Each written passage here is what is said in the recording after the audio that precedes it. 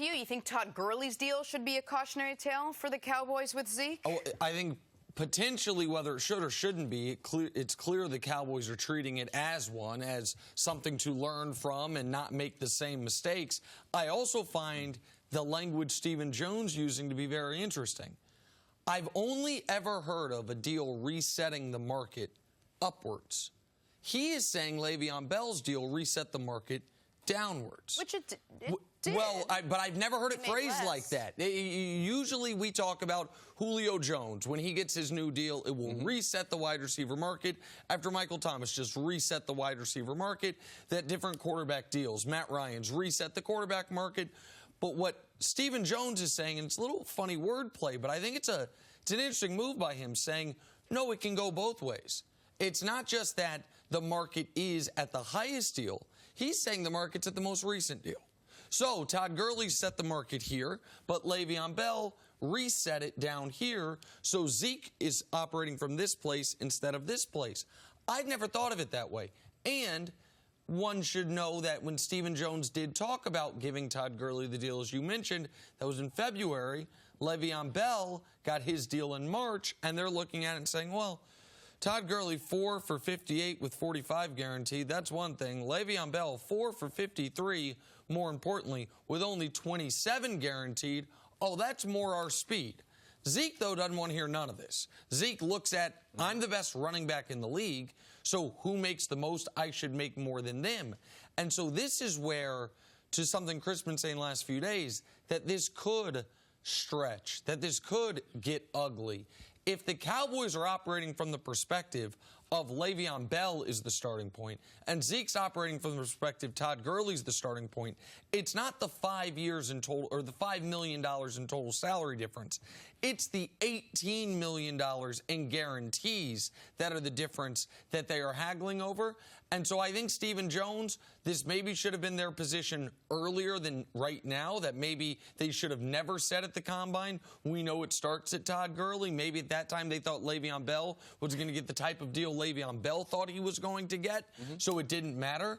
But they have kind of backed themselves into a corner that they're trying to squeeze their way out of when it comes to their public comments about what Zeke will or won't get. I have a feeling you're going to agree with me. Stop talking so much. Every day we hear another comment, and they're starting to contradict with things they say earlier. You know, Ezekiel Elliott and his team, they hear every single word of this, and now you have to wonder whether things are really going to get out of control. Now, the tension's about as high as it's going to get between the two sides. Absolutely, Jenna. They need to negate whatever the storyline and the narrative and control it. They don't have to address it. They can talk about the players that are there. After they said that they had made top 5 offers to everyone, there's no need to keep talking about it, because the more they talk is the more rope that eventually they're going to end up hanging themselves for, because the Dallas Cowboys are not ready to live in a world that does not exist without Ezekiel Elliott in it. Now, if they were like the Pittsburgh Steelers, but we didn't think the Pittsburgh Steelers would even be able to do that. So it was a combination of Pittsburgh and then L. Bell deciding that he was going to hold out. But they're not helping their case. But I do believe, a lot like you, Jenna, we discussed it this morning, like this is going to get ugly. You can see the makings of it because of, if you try to do the top 5 salaries at every position, every owner would like to take, every general manager would like to take one of those salaries out of there.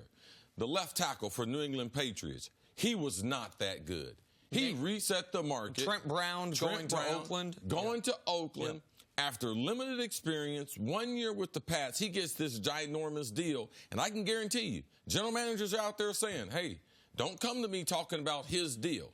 All right? He was a free agent. Now, I could understand why Stephen would want to talk about L. Bell, because, man, that's a contract that they would do today. It's reasonable because they can get out. After 2 years, you have no accountability to the player. Right, but this is the problem. You got 2 years before you even get to that deal.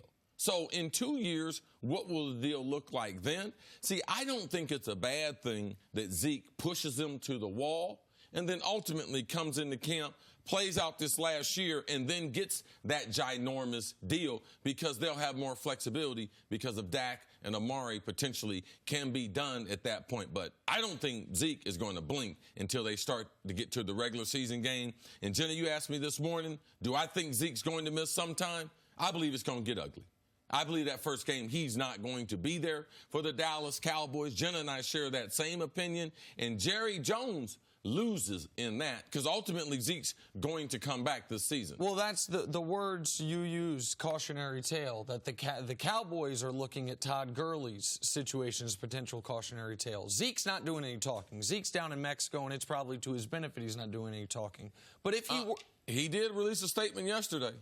Because when you have friends in the media, sometimes you don't have to say anything. Right. So it would appear Zeke's camp is the one that released to Josina Anderson, hey, I told them about this in January, but he's not on video. We don't have his voice. We can't officially ascribe it to him.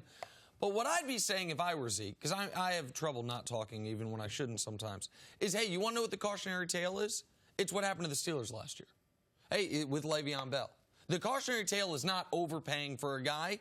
The cautionary tale is not paying a guy, have him not show up in a team that went 13-3 the year before, misses the playoffs the next year, even with a good backup running back, which we don't know if Dallas has. So, I mean, you can play both sides of this, man. You can talk about the Rams, whether or not they feel good about Gurley. And by the way, we shouldn't act like Todd Gurley had a career-ending injury. We don't know what Todd Gurley's going to look like this year. We're just apprehensive about it because of the final month of the season. We do know what the Steelers looked like last year without Le'Veon Bell. One thing the Cowboys do have in common with the Pittsburgh Steelers, their ownership, their management, they got serious concerns about the running back more off the field than they do on the field. The reason why Pittsburgh didn't give him the deal, even the friendly deal that the Jets were able to give Le'Veon Bell.